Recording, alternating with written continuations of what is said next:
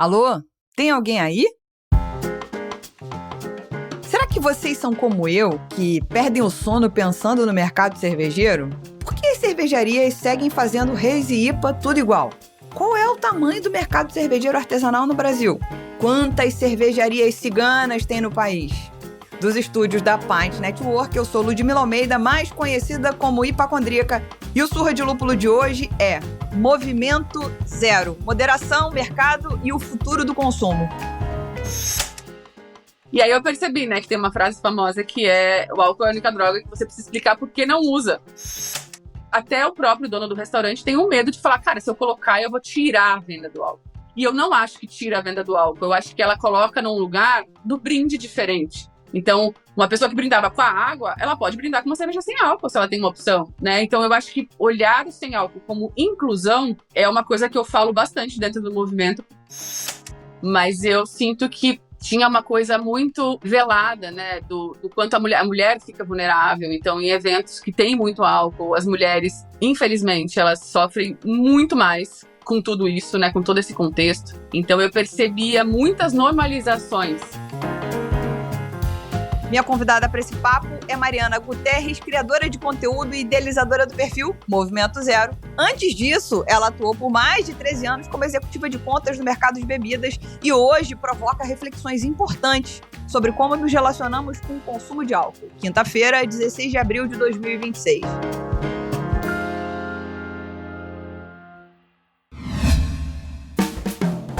Sabe um jeito bom de contribuir com o Surra de Lúpulo? Bebendo cervejas. Ah, vocês vão falar, mas a gente já faz isso. Não, meus amigos e minhas amigas, aqui eu me refiro a comprar e consumir cervejas de quem ajuda o Surra de Lúpulo a se manter no ar e com a casa arrumada. Sabe quem?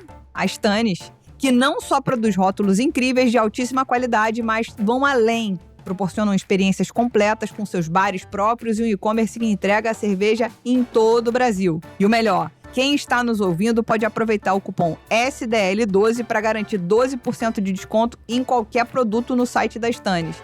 Então acessa stannis.com.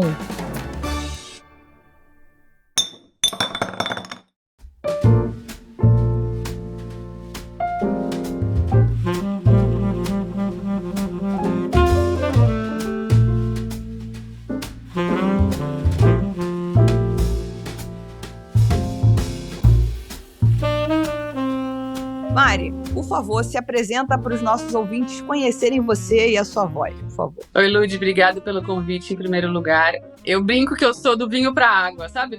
Tem gente que fala da água para o vinho, eu fui do vinho para a água. Eu realmente trabalhei mais de 13 anos aí no mercado de bebida, os grandes players de mercado, né?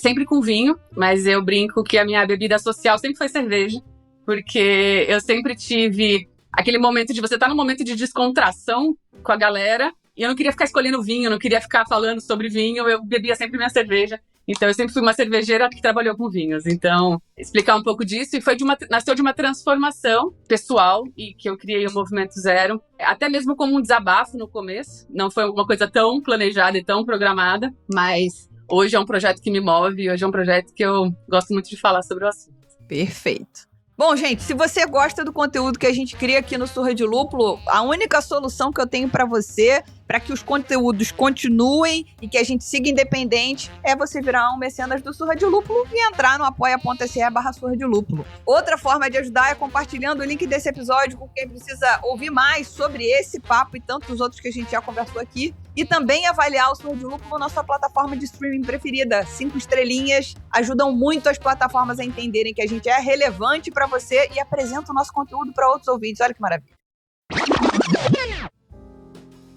Bom, a Mari já se apresentou aqui. Eu comentei no programa que a gente gravou sobre moderação já com a Ana Carolina, do Tem Gente Que Não Bebe, que o programa mais ouvido do Surra de Lúpulo, Mari, é um que a gente gravou com a Bárbara Gância. Que legal, eu tenho o livro dela aqui, tô com o livro dela, inclusive, aqui do meu lado. Maravilha, já li e reli, falei, caramba, eu tenho muita compulsão, eu tenho que segurar minha onda. Mas, enfim, até hoje é o programa mais ouvido do Surra, ou seja, é um programa falando de uma pessoa que vive em processo de cura do alcoolismo, né? Que é, a cura do alcoolismo é no gerúndio mesmo, né? Eu estou me curando e fica assim, você não pode fraquejar. E é um episódio muito importante, porque ele foi um episódio, sei lá, eu não vou me lembrar 100%, mas ele era o 71, ou seja, ele era no primeiro ano do episódio, a gente tá no 306. Caramba! Então, você imagina, as pessoas estavam querendo saber sobre isso. Primeiro, era uma pessoa pública, tem um pouco de curiosidade, fofoquinha, assim. Uhum. Mas também tem um pouco daquele receio escondido de... Será que eu vou ticar todas essas caixas? Será que eu me encaixo? Quase num autodiagnóstico, né? Sim, super. Então, a gente, aproveitando esse momento que talvez de... Eu diria, eu vou falar de 2 anos pra cá, mas eu acho que a partir da Heineken Zero, pra falar de cerveja especificamente, sim, a gente começou a olhar pra bebida sem álcool, zero álcool, de uma maneira diferente, não apenas no Brasil, mas no mundo inteiro. E tem muitos motivos, inclusive de marketing, em relação a isso. Então, a gente queria aprofundar o papo sobre moderação, sendo um podcast sobre cerveja, porque a gente quer que os nossos ouvintes pensem sobre o tema. Eu não quero chegar aqui e falar, acredita nisso, pronto, acabou. sim. Pensa sobre o que a gente vai conversar aqui e você toma a sua decisão a partir daí. Então, a gente hoje dá mais um passo nessa conversa, buscando experiências e repertório com quem viveu intensamente do mercado de bebidas alcoólicas, mas decidiu mudar de rota. E isso é que é o mais importante. Isso. Bom, você construiu uma carreira dentro do universo de bebidas, premium, passando por importadoras e chegando até, eu não vou nem saber pronunciar, Moët Hennessy? Moët Hennessy. Olha só, muito melhor ela falando. O grupo LVMH, Mas a gente fala... Exatamente. Que é do grupo da Louis Vuitton. Eu fui dar aquela pesquisada boa, que é pra poder entender, gente, ó. Além deles fazerem coisas incríveis em bolsas, etc., que não é muito... Eu não sou público, mas enfim, sim. eu seria do vinho, né, da Moët. Uhum. Enfim, então o que te atraiu no mercado e como é que ele moldou a sua visão sobre consumo? No caso, nessa tua primeira fase de carreira, né? Na minha primeira fase, né? Eu fiz gastronomia, então eu trabalhei no Empório Santa Maria, cuidando de produção de padaria, confeitaria. E depois eu fui para ser sócia de um restaurante, e que o foco era vinhos na época. E eu sempre gostei da cozinha, mas não gostava como obrigação. Eu sempre, na verdade, trabalhei mais na área administrativa, né, de alguma forma. Então, eu fui sócia de um restaurante e, na época, eu comecei a mergulhar muito no universo do vinho dentro do restaurante, porque não tinha nenhum outro tipo de bebida alcoólica, era só vinhos. A especialidade era vinhos, era uma enoteca no Itaim. E naquele processo, eu comecei a mergulhar nesse universo do vinho de uma forma muito bonita, assim, porque sempre gostei de história, sempre gostei de rótulos, sempre gostei de contar histórias, de tentar descobrir aromas e tudo mais. Então, isso plantou essa semente naquele momento. E na época, os sócios casaram, tiveram filhos e eles queriam sair da operação. E eu falei, não, eu não vou continuar sozinha no mercado, porque não teria da onde conseguir, na verdade, investidores na época e tudo mais. E aí eu tinha muitos contatos com as importadoras e na época minha primeira ponte foi trabalhar como supervisora de vendas na 20, que é do mesmo grupo do Mistral. Uhum. E aí eu entrei lá e comecei realmente a entender esse universo e me apaixonar pela área de vendas, que era uma coisa que pra mim era muito difícil eu curtir, porque eu não me imaginava vendendo nada na vida. Mas o vinho, acho que como tem o lance da história, como tem o lance também de você ter a experiência do restaurante, né? Então, você conversar com o dono de restaurante, com a experiência do restaurante também facilita esse processo. E aí eu fiquei 3 anos e meio na 20 e em seguida eu tive uma proposta para ir para LVMH, né, para Moët Hennessy. E aí foi onde, tipo, o bichinho das importadoras picam a gente, porque é um universo surreal, assim. É surreal que eu falo de grandes contatos, né? Eu acho que pela 20 eu batia no sommelier e pela Chandon, né, pela Moët Hennessy, eu batia no dono direto. Então tinha uma outra relação e eu comecei a entender que aquela potência de ser uma multinacional e uma marca de luxo iria exigir mais de mim, né, em diversos aspectos, inclusive. Então eu comecei a me desenvolver e gostava muito do que eu fazia mesmo, assim. Eu sempre tive um carinho muito grande pelas marcas. Dificilmente eu vendo alguma coisa que eu não goste ou não acredito. Então eu acho que a facilidade da venda veio daí. E aí, enfim, né, você tem aquela autoafirmação do mercado que é todo mundo, meus amigos trabalhando em mercado financeiro, não sei o que, comendo na mesa, tipo, estressadíssimos. E meu dia era almoçar com um cliente num restaurante e em todos os shows do Allianz Parque, porque eu atendi o Allianz. Então, assim, tava sempre rodeada de afirmações positivas em relação a esse ambiente, porque eu tinha uma facilidade, os donos dos restaurantes até hoje, eles me ligam e falam, Mari, vem aqui para eu experimentar um novo prato. Porque você acaba virando meio que muito próxima, né? E vira uma referência mesmo dentro do mercado. Então, ele foi me mordendo, assim, ele foi me encantando mesmo, né, de uma forma muito forte. Enfim, eu tenho super como agradecer, assim, ao mercado. Não excluo o mercado nunca e nem acho que é um mercado que vai acabar. Mas eu, assim, tenho uma paixão pelo que eu construí, Mariana, nesse processo todo, assim, sabe? Enfim, pra mim foi muito importante mesmo. Acesso às pessoas, enfim, a gente ia no camarim. A gente fazia coisas que, na verdade, assim, né? O acesso às portas abertas eram muito grandes. Então, o que eu brinco é que, nesse momento, eu sempre trabalhei muito. A gente fazia um pouco de tudo. Então, era um trabalho muito árduo, né? Era muito tempo de trabalho. Mas, em compensação, tinha essa balança da parte de diversão junto com o trabalho, né? Você descreve um pouco uma coisa muito sedutora, Super. né? Que mistura e aí transforma algo que já é perigoso. Sim. Né? Gente, vamos lá. Eu adoro tomar minha cervejinha. Tem vezes que eu tomo moderadamente, da maneira que eu deveria. Tem vezes que não, porque tem vezes que você tá no mood pra exagerar. Enfim, tem uma série de fatores, né? Eu consegui, com a maturidade, beber só quando eu tô bem.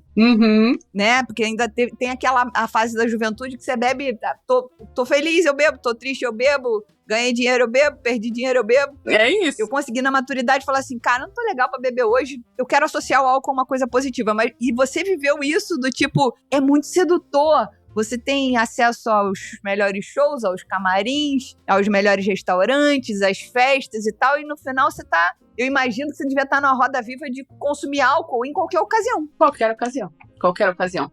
E eu demorei muito tempo para perceber que era quase 95% da minha vida girava em torno do álcool. Acho que só, talvez os 5 seja quando eu tava dormindo. Porque, tipo... Entendi. O consumo era... Eu fazia treinamento pra equipe. Então, assim, às vezes era 10 da manhã, a gente tava fazendo treinamento. A convenção é... Acordou, bebeu. Assim, não que eu fale que é uma coisa, tipo, sempre do exagero, mas... Sim. E eu tive, na verdade, sempre esse lado muito ponderado, assim. Eu nunca fui uma pessoa de extrapolar demais, principalmente no ambiente de trabalho. Então, eu maneirava muito porque o vinho não era uma coisa que eu tinha facilidade de consumo em grande quantidade. Então, quando eu ia exagerar ou me divertir, era na cerveja, porque aí eu tinha um pouquinho mais de resistência e sempre tive muita resistência à bebida alcoólica. Sim, sim. Que também era um ponto né, que hoje eu vejo como um perigo, mas eu tinha muita resistência com bebida. Exato, a gente bate no peito, né? Não fico bêbado, não tenho ressaca, isso é um problema também, né? Esse superpoder no final não é um superpoder. Eu brinco, na verdade, a gente sempre fala esse lance do exagero, né? Ser forte não é uma vantagem, é um problema. Porque nesse ficar forte e continuar, primeiro que você paga mais caro as contas todas. Sim, tem isso. E tem todo um contexto, né, de corpo, de recuperação do corpo também, que o álcool tá dentro do seu corpo, né? Não é que você é forte e não fica tão bêbada que você não vai sofrer a consequência no dia seguinte. Sim, sim. Aí você trouxe um negócio que eu acho que é importante, que é o bastidor do consumo, né? Que a gente acaba não falando. Então, assim, trabalhando tanto tempo na parte do on-trade, né? Você viu de perto o consumo acontecer de verdade. Sim. Você tinha um respaldo profissional de se perceber, de se cuidar, de cuidar do seu comportamento, né? A gente fala muito do juízo corporativo. Imagina, se você faz a louca num evento desse, você não teria sobrevivido tanto tempo trabalhando, porque ou você seria mandado embora, ou você não realmente, enfim, teria degringolado para outro lado. E eu queria que você, de repente, trouxesse pra gente que comportamentos ou padrões que você pôde observar que hoje, em retrospecto, chamam mais atenção. Entendeu? Tipo, estando tão dentro dessas situações que são normalizadas, que toda situação dessa é uma situação de comemoração. Show, jantar e tal. Eu vejo que existe, sim, um excesso surreal, assim. E você percebe muito esse excesso. Quando você também diminui essa quantidade... Eu sempre fui a pessoa mais cuidadora dos lugares, né? Então, eu sempre era aquela que distribuía água em alguns momentos pra, tipo, a galera não sair tanto da casinha. Mas eu sinto que tinha uma coisa muito velada, né, do quanto a mulher fica vulnerável. Então, em eventos que tem muito álcool, as mulheres, infelizmente, elas sofrem muito mais com tudo isso, né, com todo esse contexto. Então, eu percebia muitas normalizações dentro das empresas e fora nos eventos, o quanto as pessoas esperavam as mulheres ficarem mais bêbadas pra, enfim, oferecer uma carona, pra seduzir de alguma forma. E aí eu vejo que tem uma coisa que é o não parar, né? Então, assim, nenhum bar e nenhum lugar, ele é, tipo, cuide do seu cliente, né? Ele é beba até aguentar. A conta você vai pagar e tá tudo certo, né? Então, assim, eu acho que tem um olhar muito do consumo e do excesso como algo muito normalizado e até muito incentivado. Então, as pessoas acham muito divertidão, né? E aí eu brinco que quando a gente começa a confundir a diversão com o sem noção, né? A gente acha que a gente tá super divertidão, mas no final a gente tá mais sem noção do que divertido. É no momento que acontece uma briga, né? Por uma besteira, por uma coisa muito simples. Então, assim, é um ambiente muito delicado para ser tratado de uma forma tão, tipo, tá tudo bem, sabe? Porque ali, muitas vezes, todas essas pessoas pegam o carro e estão indo embora para casa de alguma forma, né? Hoje, talvez, acho que as pessoas têm um pouco mais de consciência num nicho muito pequenininho, mas de pegar um Uber, enfim, de ir de carona ou... Enfim, mas eu acho que o carro e a direção era uma coisa muito normalizada. Até eu tinha o carro da empresa e álcool. E assim, e tem uma negociação até para as marcas, para as empresas, que não tem uma política de Uber ilimitada, né? Tipo, cara, você tem um carro, então o Uber não é uma coisa, tipo... Só que aí você sempre tá, de alguma forma, ingerindo álcool. Sim. Então eu vejo que tem uma distorção, porque funciona assim, tá? Mas eu acho que por isso, por eu ter vivido isso, eu acho que eu gero tantas provocações e reflexões nesse lugar. De tipo, não é que eu critico, é porque eu já vivi e sei o quantas vezes eu coloquei minha vida em risco, né? Ou coloquei a vida de alguém em risco. Sim. De alguma forma, né? Então eu acho que esse exceder e normalizar o exceder, e sempre a conta cai pra mulher também, de alguma forma, eu acho que é um assunto que pra mim começou a me perturbar muito, assim, né? Quando eu comecei a olhar de um pouco mais de uma perspectiva um pouquinho mais longe do álcool, assim. Sim. Então, pra gente dar uma resumida no que você disse, os comportamentos que você viu que começaram a te alarmar, né, de alguma maneira, de acender uma luzinha vermelha e falar, porra, peraí. Tem a questão do excesso, / direção, Sim. Que você, enquanto funcionária das marcas, tinha o carro da empresa, tava lá num evento social desse. Não, hoje eu não tô bebendo porque eu tô dirigindo, era meio que, peraí, né? Assim, você não foi paga pra responder isso. Sim, sim. Tem a situação do excesso e as pessoas se verem mais livres para cometer excessos que vão além do consumir muito álcool e, de repente, mulheres ficariam mais vulneráveis, etc. Sim. Então, são as coisas que mais pulariam de cara para você. Super. É louco mesmo. Se a gente parar para pensar friamente, é bem difícil. Não, e ainda que o mercado de vinho, eu acho que ele tem ainda um lugar um pouquinho mais elegante, assim, que eu tô falando, tipo, num termo bem chulo, mas mais elegante. Hoje você vai nos eventos, por exemplo, com destilados, é algo preocupante mesmo, assim. Eu vejo que depois, quando eu comecei a frequentar, porque a gente tinha destilados também na marca, mas não era a principal fonte do portfólio, né? Então a gente trabalhava com a vodka Belvedere, por exemplo, e aí tinha esse lugar de ser um pouco mais caro, enfim, não tinha esse contexto tão forte do excesso. Mas a gente percebe que todos os lugares, né, que são open bar ou que as pessoas chegam para degustação, as pessoas querem beber, elas não querem saber de, né, tem um outro que cospe, tem um outro que só faz a degustação, mas a maior parte das pessoas vão para beber e tentar beber os mais caros também, né? Sem dúvida. E aí é interessante que existe até uma ironia na tua história, né? Você é uma das pessoas que mais entendia desse universo. Você falou, poxa, eu nunca imaginei trabalhar com venda, mas eu gostava tanto do produto, eu acreditava no produto, na qualidade, etc, tal, que a venda era algo interessante e que você fez muito bem durante muito tempo, né?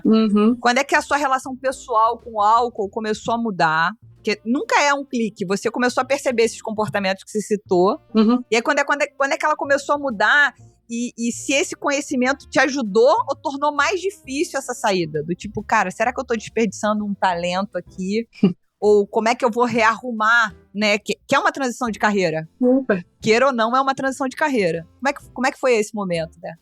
Lud, eu acho que eu não tive muita opção. Eu acho que eu fui deixando tanta coisa pra debaixo do tapete nesse período todo de consumo excessivo, que eu passei, na época da pandemia, foi a época que eu menos bebi, porque é uma época que a gente ficou em lockdown e eu não tive vontade mesmo, tipo, não era uma coisa que eu fazia como hábito na pandemia. Mas eu passei por um luto muito delicado na pandemia. Eu passei por 2, na verdade. Eu tinha uma cachorrinha que faleceu aos 17, no começo do ano, e no final do ano eu perdi minha filhada aos 14 anos.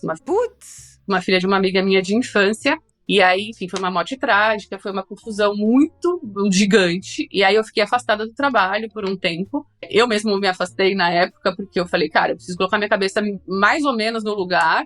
E aí, enfim, precisei num evento de final de ano. Aí peguei Covid no evento de final de ano. Sabe quando tipo, tudo foi muito difícil. 2020 e 2021 foram anos pra mim muito confuso, acho que pra muita gente, mas eu acho que a gente sempre depende de uma ruptura. E eu brinco que como se eu já tivesse morrido uma vez, sabe? E eu fiquei meio sem pensar demais. Ao mesmo tempo que eu pensava muito, eu pensava que eu só queria me ver bem. A minha condição era, eu preciso priorizar a minha saúde mental, porque sem saúde mental e sem saúde física, eu não vou ser ninguém, nada, e talvez eu coloque em risco várias coisas na minha vida. E durante esse momento, eu começava a cuidar muito mais de mim. E aí me priorizar de um jeito que eu nunca tinha me priorizado. Então, pra mim, sempre era cuidar dos outros, fazer pros outros. Enfim, pra empresa e pra todo mundo. E eu falei, pera lá, não, agora é meu tempo, agora é meu momento.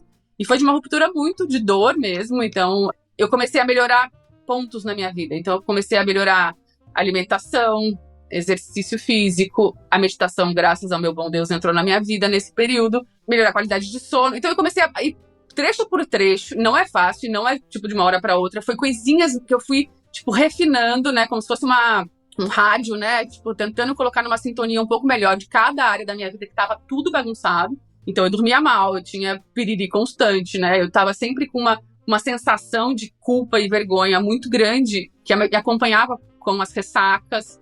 Enfim, eu comecei a destrinchar, eu mergulhei num autoconhecimento muito forte nesse período. E no começo, eu pensei que fosse a empresa. Eu pensei, na verdade, que não fosse...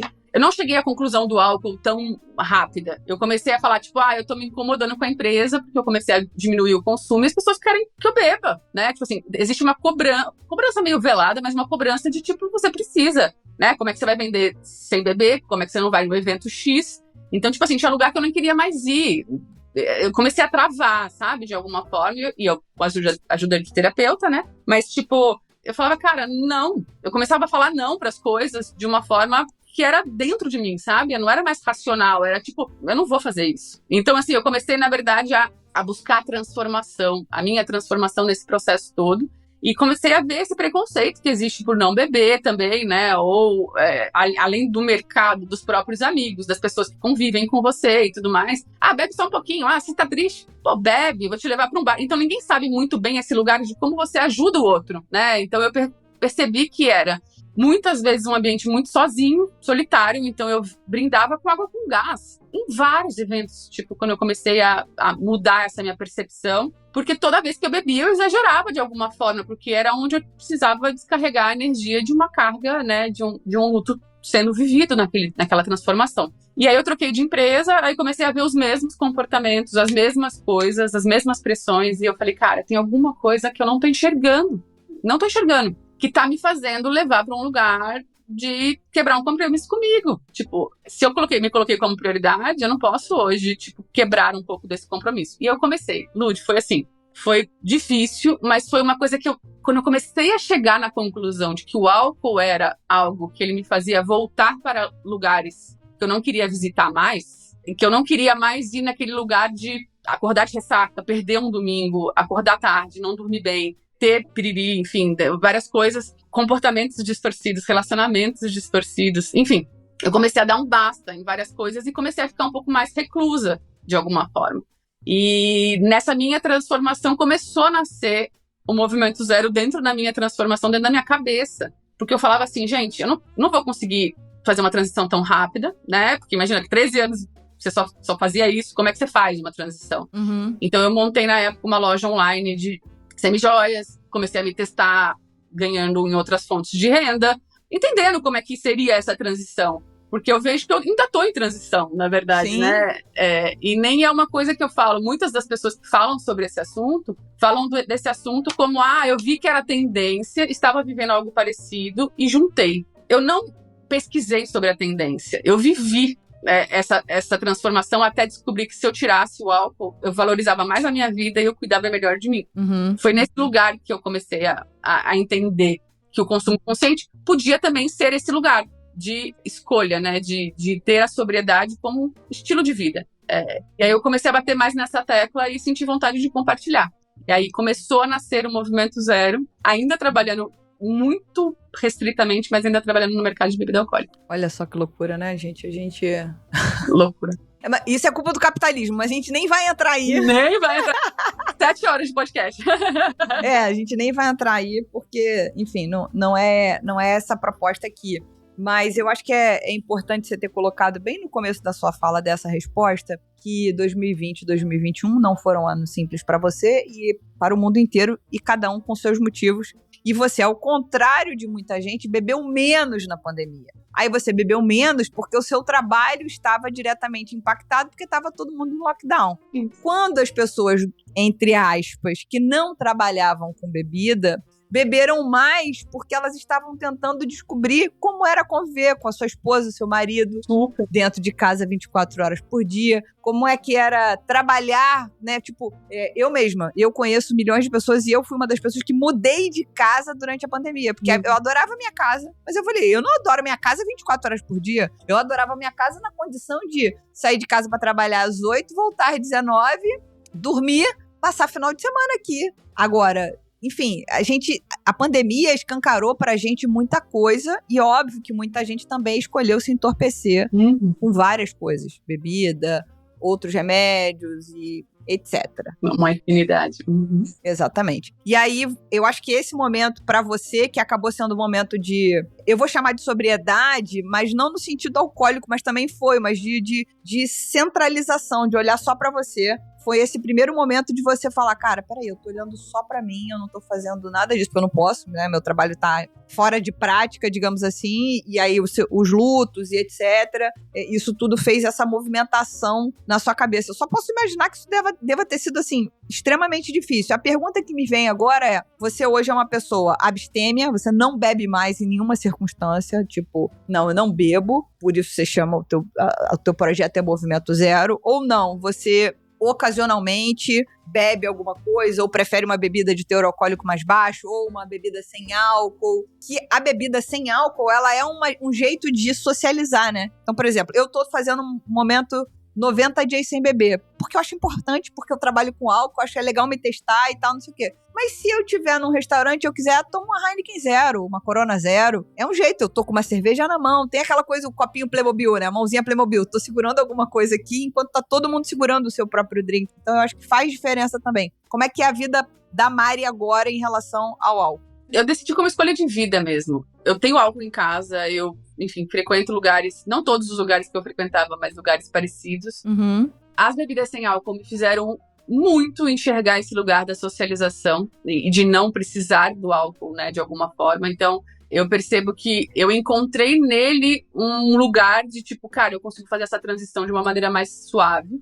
Eu sou apaixonada pela Ruinar, que é uma champanhe que a gente trabalhou por muito tempo. Eu brinco que o dia que eu tiver muito dinheiro, eu teria uma adega de Ruinar e beberia Ruinar de vez em quando. Mas, tipo assim, hoje pra mim não vale, assim, eu não sinto a vontade. Eu brinco que, na verdade, eu comparo um pouco com a minha irmã, que é vegetariana, que ela decidiu, e pra mim, na minha cabeça, não fazia tanto sentido, né? Tipo, como é que ela vai numa churrascaria ou num churrasco e não come? E eu vejo a mesma coisa, tipo, hoje eu não, se tiver um open bar e não tiver opção, eu vou beber minha água. Tipo assim, eu não, tirou aquela vontade e aquele poder que o álcool tinha. Talvez um dia que eu tiver vontade e degustar algo muito excepcional, mas acho que assim, eu já bebi muita coisa excepcional por bastante tempo. Então eu não vejo hoje uma coisa que me tiraria assim, eu vejo que na verdade pra mim não faz hoje sentido. Pelas oportunidades, pelos produtos que hoje tem, pelas alternativas que eu gosto de falar no Movimento Zero justamente por causa disso, porque eu sei que as pessoas buscam também uma forma de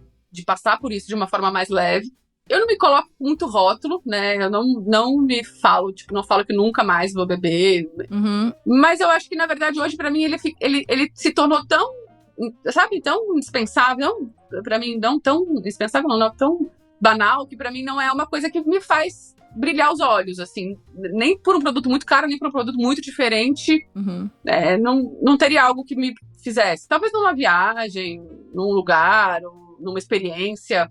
Pode ser que isso me seduza de alguma forma, mas assim, continuo tendo álcool na minha casa. Cerveja sem álcool, com álcool, às vezes, tipo, vencem dentro da minha geladeira. Mas, tipo, não é uma coisa que eu não quero mais. Pra mim não faz sentido. quando entrou no lugar de sentido, sabe? Fico muito bem com os produtos sem álcool, numa boa, não sinto falta. Perfeito. É porque é uma coisa importante, eu já li sobre isso e, óbvio, né, eu como consumidora de álcool, eu sou sommelier de cerveja, sempre gostei de cerveja é a minha bebida, assim, eu não sou fã. Uísque eu não entendo nada. Destilado não é minha praia. Misturou coisa, eu falei, gente, que maluquice. Porra, pra ficar bom, isso é vodka pra ficar bom, tem que botar açúcar e fruta, assim. Entendeu? Não é minha praia. Gin é a mesma coisa. Vinho não. Vinho é gostoso, mas também não quero entender. Sabe aquela história? Eu não quero aprender sobre tema. Eu quero alguém que entenda do assunto. Esse vinho é muito gostoso. Então tá bom, vou provar. Beleza. Mas assim, às vezes é difícil parar. Às vezes é fácil começar, né? Tipo, se você tá num dia muito bacana, é legal, não sei o quê. Sim. E é óbvio que a maturidade fala, pelo amor de Deus, amanhã... Existe um amanhã. Lembre-se do amanhã. Sim. Não beba como se não houvesse amanhã, porque haverá um amanhã pra você. Então, eu entendo essa questão e eu também acho que houve uma evolução muito grande na qualidade dos produtos que são zero álcool ou sem álcool, que na cerveja eu conheço bem a distinção legislativa, não sei nas outras bebidas como é que é isso. E também não sei o sabor, porque eu nunca tomei uma tequila sem álcool, nunca tomei um vinho sem álcool, eu não faço ideia do que é, nem pra dizer. Mas pelo que você está dizendo, para quem quiser, devem ter bons produtos, mesmo que engatinhando, né? Com certeza. Eu acho que é um mercado que está nascendo mesmo. Eu acho que eles vão cada vez mais modernizar. Eu não era uma pessoa, por exemplo, das cervejas, dos estilos de cervejas. Eu sempre fui da cervejinha da Heineken, do bar. Nunca fui para as artesanais de uma forma tão forte. Acho que com a sem álcool eu comecei a aprender mais até das artesanais, por exemplo. Porque para mim... são sabores novos, tipo, existe IPA sem álcool, que eu acho maravilhosa. Pra mim, ela é mais robusta, então ela fica, talvez no lugar do álcool ali, ela se iguale. Então tem uma coisa que eu acho que eu comecei também a aprender e a entrar nesse universo. Bebi muita coisa ruim, claro. Mas eu acho que cada vez mais esses passinhos, eles estão sendo construídos com as marcas, né? E eu percebo, a gente fez, inclusive, eu fiz um evento presencial, que eu queria sair um pouco do online. Eu fiz um evento que era na Vila Madalena, um domingo à tarde, 4 horas de evento, tudo sem álcool. Então tinha bar sem álcool, tinha vinho sem álcool, tinha cerveja sem álcool. E uma forma das pessoas experimentarem. E foi legal, porque virou um assunto, né? Porque, tipo, as pessoas, pelo menos, elas conversam sobre isso de uma forma diferente. Então, além de conversar sobre a degustação, rolou um clima gostoso, sabe? Tipo, que eu acho que é viver essa experiência de uma forma diferente mesmo, assim. Promover também um olhar diferente para uma forma de socializar, né? Legal. A Mariana falou que adora a IPA sem álcool porque ela é mais robusta. E é verdade, uma boa IPA sem álcool tem amargor, tem aroma, tem presença. E a provocação que eu faço aqui é: existem muitos estilos que podem funcionar bem sem álcool. O público quer variedade. E para as cervejarias que querem levar essa tendência a sério, tem muitos caminhos possíveis para seguir. E o importante é que, independente do estilo, o cervejeiro pode sempre contar com a levedura da Pineapple. Eles têm uma cepa desenvolvida com muita pesquisa, com um perfil super neutro e uma baixíssima produção de álcool, permitindo criar receitas incríveis de cerveja sem álcool ou de baixo teor alcoólico. Quer conhecer essa e todas as outras soluções da Pineapple? Acesse o Instagram pineapple.ingredientes e confira.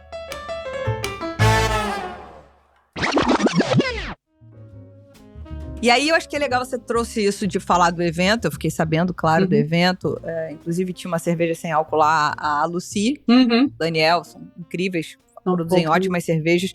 E eu acho que a cerveja sem álcool artesanal, ela começou a ganhar lastro e corpo quando eles entenderam que era necessário fazer cervejas com sabores diferentes, né? Então, por exemplo, a Heineken Zero chegou e produziu, entre aspas, exatamente a mesma cerveja que quem gostava de Heineken beberia e falar, interessante. Isso é uma decisão de marketing. Super. Né?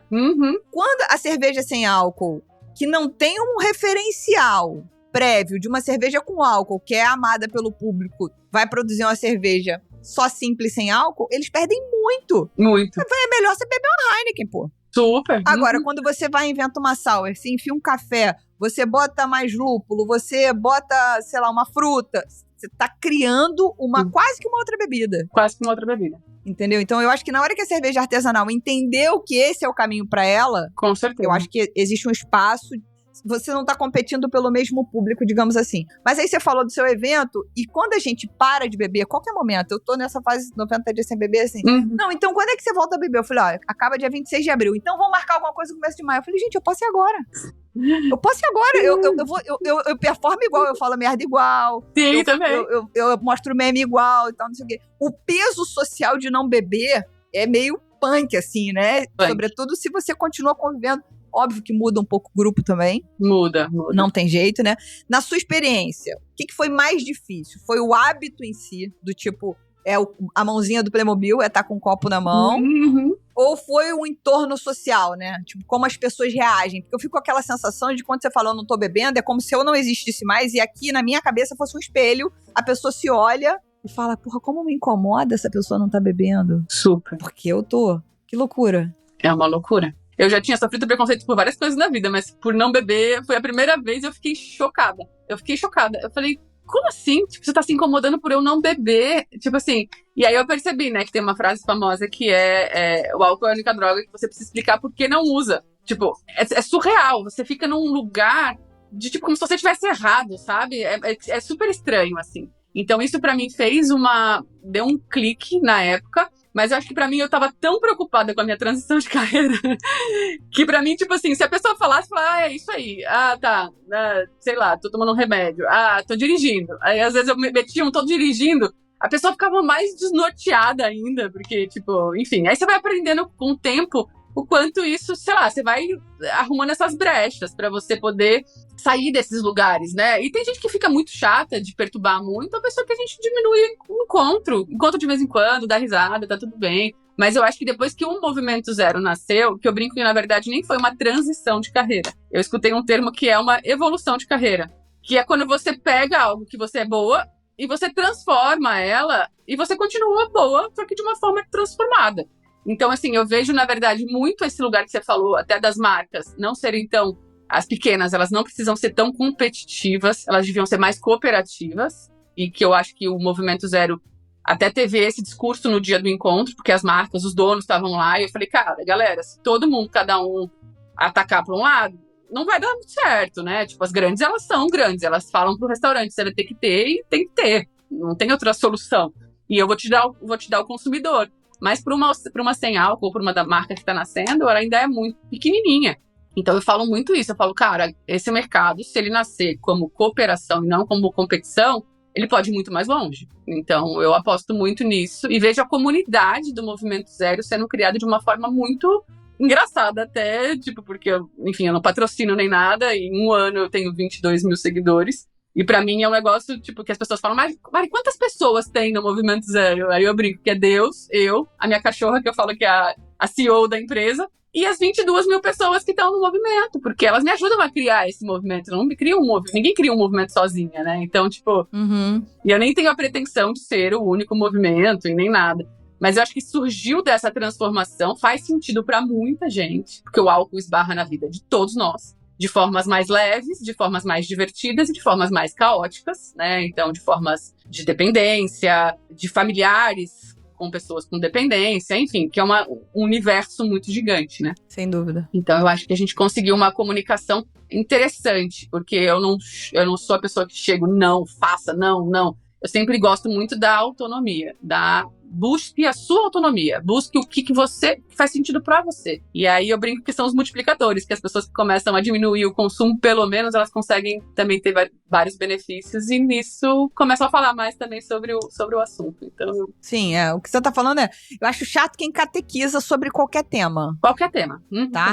Eu comprei essa caneta, essa é a melhor caneta do mundo. Se você não tiver essa caneta, você não vai escrever com a letra bonita. Não. Cara, usa sua caneta, vai ser feliz, entendeu? Não vem encher minha paciência sobre a caneta.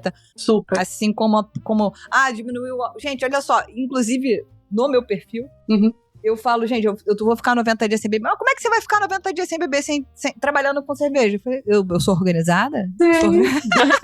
A primeira coisa eu sou madura e organizada?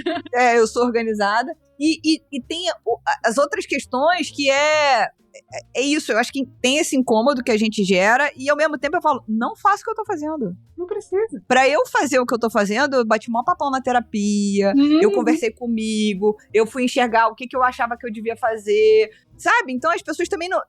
Essa coisa do tipo, parar por parar, sabe? Estabeleça propósitos, coisas que fazem sentido pra você. E, novamente, eu amo álcool, eu não quero estar sem ele. Mas eu quero, sim, cada vez mais poder me relacionar melhor com ele, pra que ele esteja mais longevamente na minha vida. Com certeza. Entendeu? Então, é mais ou menos por aí que eu acredito.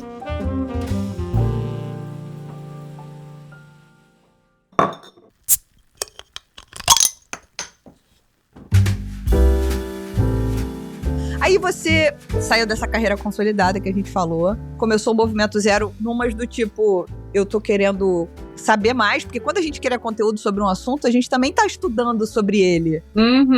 E aí você descobre, você conversa com pessoas que sabem um pouco mais que você ensina para pessoas que sabem um pouco menos e cria essa comunidade que você falou que vão virar replicadores, vão virar uma série de coisas. Qual foi o maior risco que você sentiu nessa de mudar de lado, né? O que você enxergou como oportunidade de mercado que as pessoas, de repente, não estavam olhando? Por exemplo, o que o Movimento Zero pode ajudar praticamente, de maneira objetiva, a empresas que queiram... empresas de bebidas alcoólicas que queiram investir em produtos de qualidade. Sabe, tipo, o que o Movimento Zero pode trazer economicamente falando? Porque, enfim, a FII acaba, você precisa pagar conta também no final, né?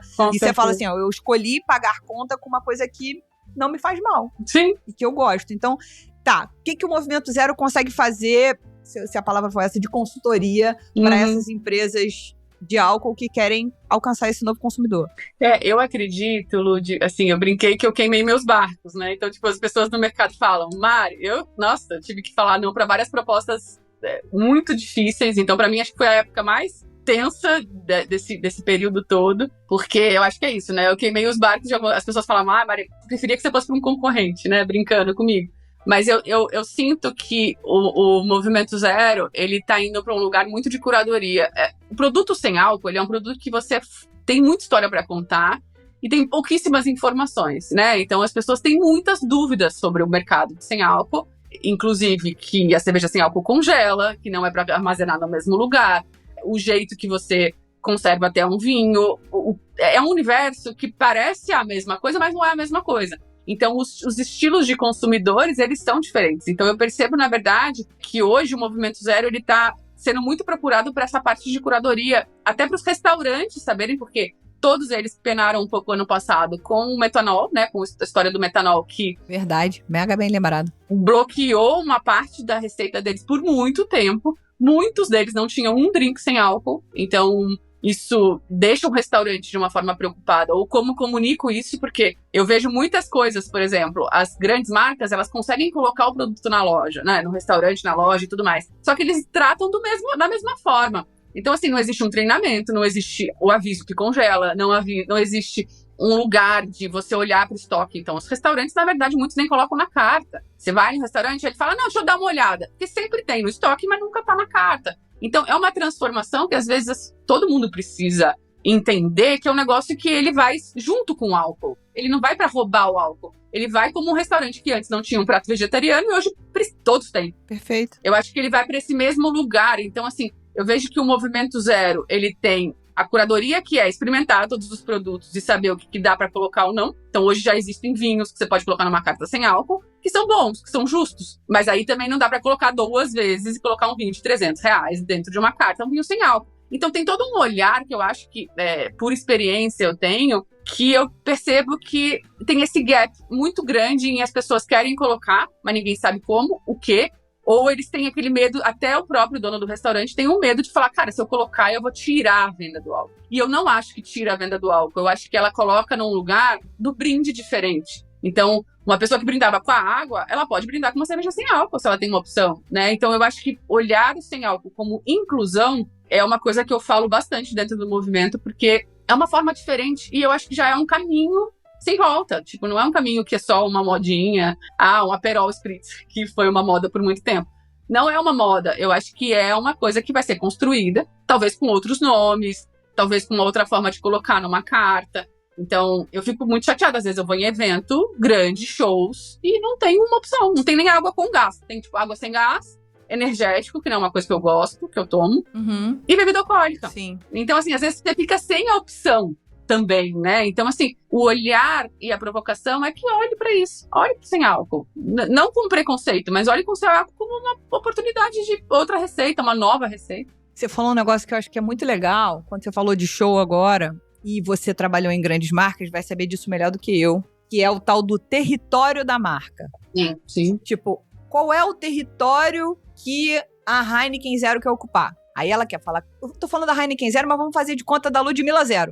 A Ludmilla Zero quer ocupar o território da corrida, ela quer ocupar o do triatlo, não sei o quê. Aí tem no final da prova de corrida. Sim. Aí eu tenho a Ludmilla com álcool e eu tô no show do AC/DC, mas pode ter um tiozão que é fã do AC/DC que não pode mais beber álcool, mas ia adorar tomar uma Lud Zero, né? Total. Entendeu? Então, fica nessa história do... Eu acho que, porra, quem sou eu? Essas pessoas do marketing dessas grandes empresas sabem de território muito mais do que óbvio. Mas, gente, a gente não pode tomar todo mundo como uma manada, pura e simplesmente. Super.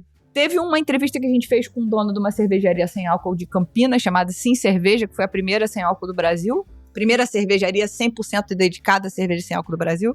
O Davi é um cara leitor de futuro. Eu adoro ele. Ele é um cara que sempre começou as coisas, né? Então, tipo, homebrew. Ele abriu uma brew shop. Não sei o quê. Uma cervejaria pra produzir pra cigano.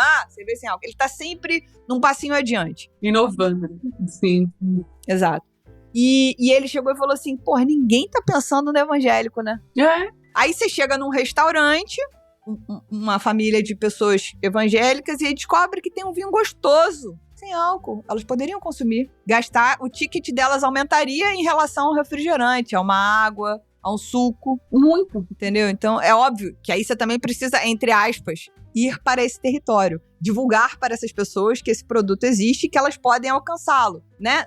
Não cai do céu. Não cai. Entendeu? Mas, enfim, existe formas de você alcançar outros públicos e o restaurante não ser impactado negativamente por ter uma bebida sem álcool no cardápio, né? Que não é um suco, né? Super. Não, eu acho que até tem um caso interessante que é da Casa Santa Luzia. A Casa Santa Luzia aqui em São Paulo, eles sempre também estão um passo à frente, né? E eles fizeram, na verdade, uma prateleira enorme só de produtos sem álcool. E eles aumentaram em 80% o volume de vendas. Porque quando você coloca também os produtos todos juntos, com álcool, sem álcool, às vezes você compra por erro, você compra porque você não prestou atenção. Então, assim, eu acho que quando você tem uma prateleira dedicada ao sem álcool, também dá um olhar para a pessoa de falar, cara, eu posso tomar hoje um chá gaseificado, eu posso tomar um kombucha como se fosse um drink, eu posso tomar uma cerveja sem álcool, sem problema nenhum. Então, assim, quando você também muda o olhar de mostrar os produtos de uma forma diferente, também tem um olhar do consumidor de falar, puta, eu tô sendo enxergado aqui de alguma forma, né? Total. Que é como eu me vejo hoje. Eu me vejo hoje, tipo, sendo enxergada através do sem álcool, né? Então, assim, eu brinco que hoje as pessoas postam muito, tipo, Movimento Zero e todas as marcas juntas, né? Tipo, cada um posta a sua própria marca ou a marca que gosta. E hoje tem muita opção. Então, assim, eu acho que é uma mega tendência. Eu falo que, na verdade, é mais até... Eu nem falo muito das gerações, né? Eu não sou muito da clichê das gerações. Mas eu acho que é uma tendência mundial. Tem marcas fora do Brasil que estão batendo grandes marcas e sendo só sem álcool. Então, assim, e todas... acho que até que a gente falou da Bárbara, né? Da Bárbara Gância, ela fala que muitas das histórias difíceis com álcool no Brasil, elas são taxadas como chacota, como problema. E fora do Brasil, as pessoas se transformam dentro da própria história e lançam coisas. Então, o Hamilton tem uma marca de produtos sem álcool, Tom Holland, tem várias pessoas, Katy Perry, tem várias pessoas que estão começando a montar marcas, e grandes marcas, né, e grandes conglomerados também estão de olho nessas marcas que estão nascendo, porque é uma tendência, é uma coisa que vira mercado. E é importante virar mercado. E eu super acredito nesse mercado.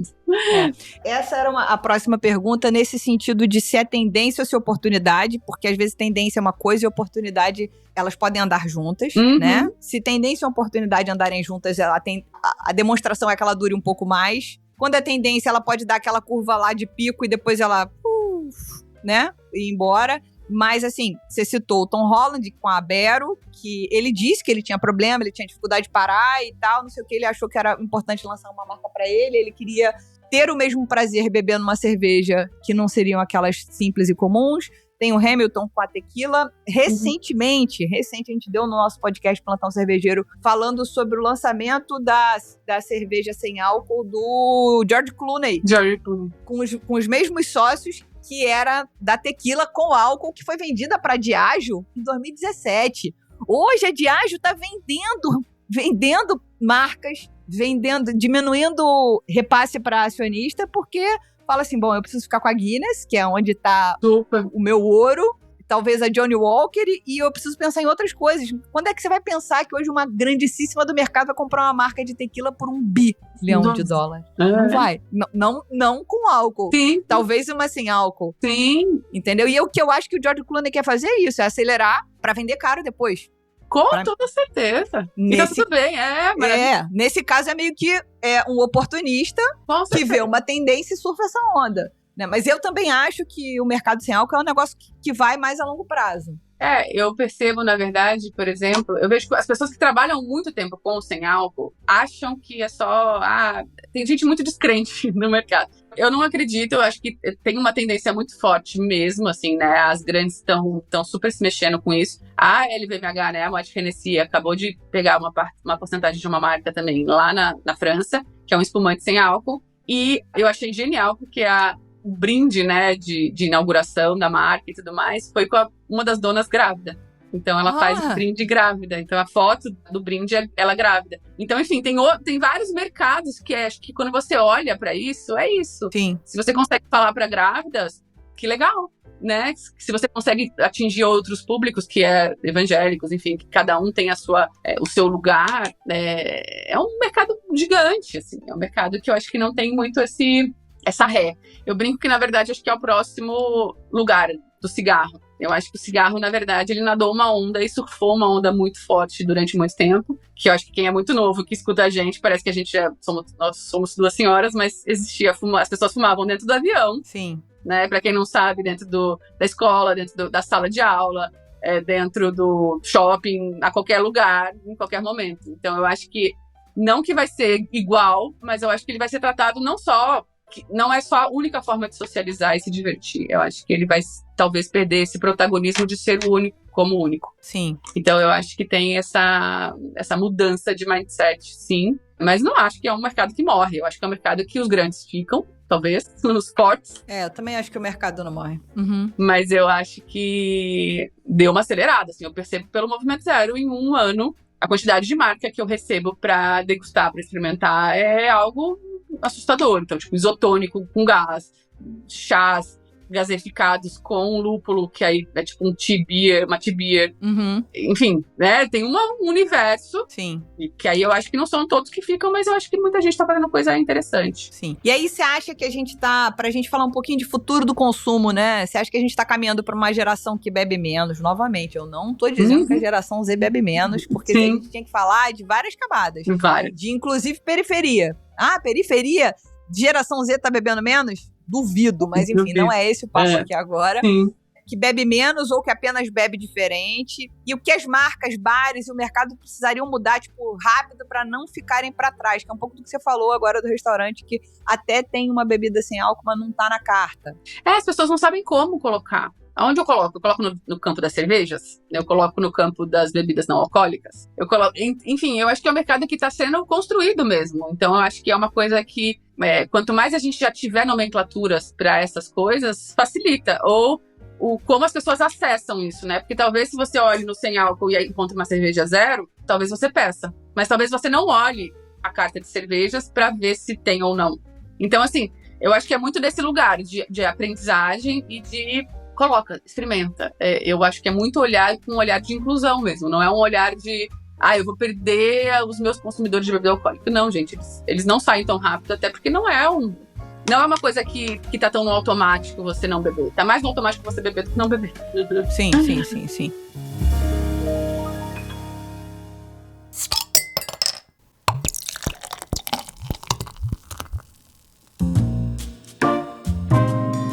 aí, pra gente ir caminhando pro final do nosso papo, eu acho que é uma pergunta que a gente trouxe com a Ana e que eu acho que é importante a gente trazer outra perspectiva. Que tipo de conversa sobre o álcool você acha que ainda falta acontecer e que podia fazer muita diferença para quem tá começando a questionar o próprio consumo? Sabe? Do tipo, a gente fica muito criando tabus em certas coisas e tá deixando de trazer informação. O que você acha que falta a gente falar dentro do álcool sobre?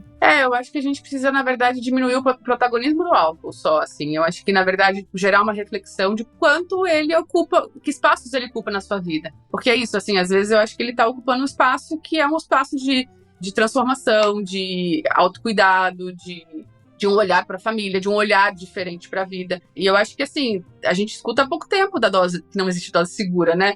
Eu não gosto de ficar frisando muito nisso, mas eu acho que a gente sempre numa camada muito superficial falando do álcool, né? A gente não percebe o quanto tem famílias sendo destruídas por causa do álcool. Então, assim, não colocar ele também num lugar de só é bom, né? De só idolatria. Eu acho que é um lugar de, tipo, você já parou? Já fez um teste? Porque eu demorei quase 20 anos para fazer um teste de ficar 2 meses sem beber. Eu não tinha isso na minha cabeça, não era uma coisa comum. Então, assim, se testa, se conheça de uma forma diferente, sabe?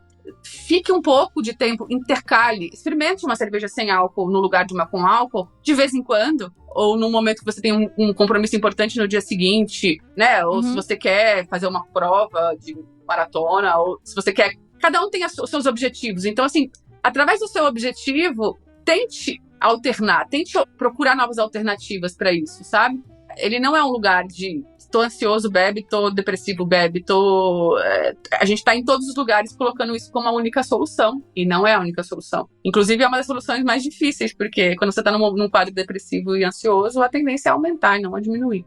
Então, acho que é uma tecla preciosa, principalmente quando a gente fala muito de saúde mental. Muitos médicos, inclusive, e profissionais da saúde, psiquiatras, até psicólogos, as pessoas, na verdade, elas não questionam o álcool numa consulta. Então, é como se ele passasse despercebido numa conversa. Então, você só bebe socialmente. O que é socialmente, né? Quanto é uma bebida social, né? O quanto...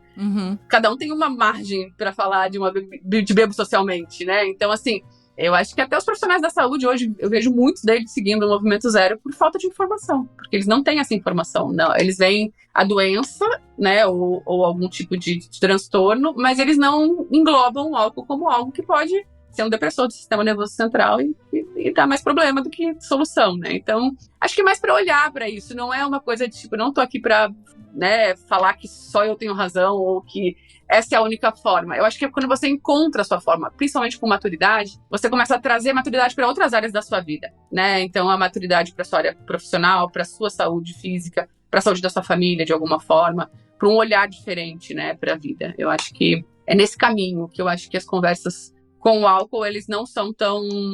A gente esquece de falar dessa parte, sabe? Que é uma parte um pouco mais delicada, mas não é o fim do mundo, é só olhar, sabe? É só ter a oportunidade de vez em quando se olhar e se questionar. Sem dúvida, e eu acho que o álcool...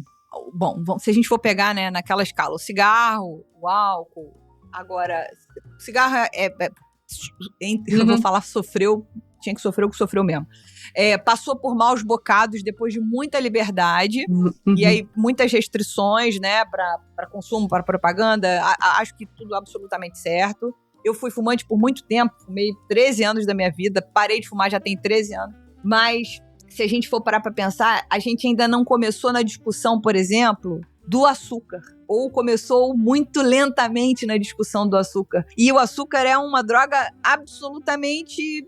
tem uma grande passabilidade, né? Ninguém vai abrir uma doceria, vou lá, esse docinho maravilhoso. Gente, vamos falar sobre açúcar também, que sobrecarrega o SUS, que faz tudo que o álcool faz, que o tabaco faz, né? E a gente precisa endereçar esses assuntos também. Então, né, eu acho que a gente só tem que botar essa clareza de que a gente precisa ser... Eu acho que o que falta nas pessoas, de uma maneira geral, é autoconsciência. Com toda certeza. E eu acho que, na verdade, a gente acaba transformando os vícios, né? É difícil num mundo como o mundo que a gente vive, a gente não ter um tipo de vício. E às vezes é um vício em trabalho, às vezes é um vício em pornografia, às vezes é um vício em café, às vezes é um vício em doces. a gente tem as nossas próprias compulsões e a gente não aprendeu a lidar com as nossas próprias compulsões. Então, o alerta, eu acho que presta atenção na sua compulsão, porque ela pode te ajudar a se transformar, né? A tirar a importância da compulsão e mostrar a sua própria importância. Então, eu acho que eu comecei a comer muito doce depois, na época, quando eu comecei a diminuir. É porque a gente acaba substituindo uma coisa pela outra. Não tem jeito, você não consegue largar tudo. Eu não sou Dalai Lama. Não, gente, e nem tem essa pretensão. E eu falo por isso que, na verdade, eu nem acho que precisa ser num lugar de restrição. Ou eu acho que quando eu comecei a trabalhar a sobriedade como estilo de vida, eu acho que tira um pouco do estigma, porque muita gente achava que a Mariana é uma pessoa dependente e ela grita contra o álcool. E eu não grito contra o álcool. Eu falo, na verdade, que eu só tenho essa experiência pelo álcool. Então eu agradeço o álcool, essa minha escola, né? E que eu acho que é isso que é a diferença da geração Z, que às vezes ela não tem nem o histórico antes, ela só tem o histórico não quero. Muitas crianças hoje já nascem sem querer comer carne. Então são assuntos que, na verdade, vai mudando. E a ideia é mudar. A ideia, eu acho que é mudar, porque como tá, não tá dando pra ficar, né? Sim, a gente precisa fazer alguma coisa pra fazer diferente, né? A gente quer resultado diferente fazendo a mesma coisa. Não dá. Não dá. Então é só isso. Pensa um pouquinho diferente, sai um pouquinho da caixa, sai do automático, pelo menos um pouquinho. Isso já ajuda bastante. É isso, perfeito. Então, eu queria te agradecer, Mari, por esse super papo. A gente entregou mais uma aula sobre... Na verdade, a gente tá entregando aulas aqui sobre pensar sobre o seu consumo. Eu adoraria, por exemplo, que a gente tivesse, além da cerveja sem álcool, que já tem sido uma grandíssima surpresa nos últimos anos, que a gente investisse em bebidas de menor teor alcoólico. Com certeza. Sabe? Porque existem passos que as pessoas precisam caminhar, né? E eu não tô falando de ultra isso, ultra aquilo, que eu também não tô falando do território da corrida, que eu também corro. Eu tô falando do tipo assim, eu quero uma cerveja gostosa que tem 3% de álcool, tem 2% de álcool. Por que não? Entendeu? Eu também acho. Que é interessante, porque eu também posso beber um pouquinho a mais e não vou ter ressaca no dia seguinte. Porque, enfim, a gente vem do lugar do excesso e aí você, né, tipo, não é arrancado uma vez o band-aid. Mas, enfim, queria te agradecer demais pelo papo, foi sensacional. Eu acho que o Movimento Zero vai crescer ainda mais e eu espero que a gente se fale em outras oportunidades para saber as novidades que estão rolando por aí. Com certeza, Lúdia, eu que agradeço o convite, assim, pra mim é uma honra falar, eu vivo mesmo o Movimento Zero, então pra mim é uma coisa que eu falo de coração mesmo, eu falo muito o quanto transformou e o quanto, na verdade, eu acho que eu posso só inspirar uma pessoa a se questionar de alguma forma. Fico muito feliz mesmo pelo convite, com certeza a gente vai se trombar ainda bastante por aí. Com certeza. E se você ouviu a gente até aqui, lembre-se de participar conosco nas nossas redes sociais, no Instagram e no TikTok, @surradilúpulo. Tem sugestão de pauta, convidado, manda um e-mail para contato@surradilúpulo.com.br. É isso, meus amigos, até semana que vem.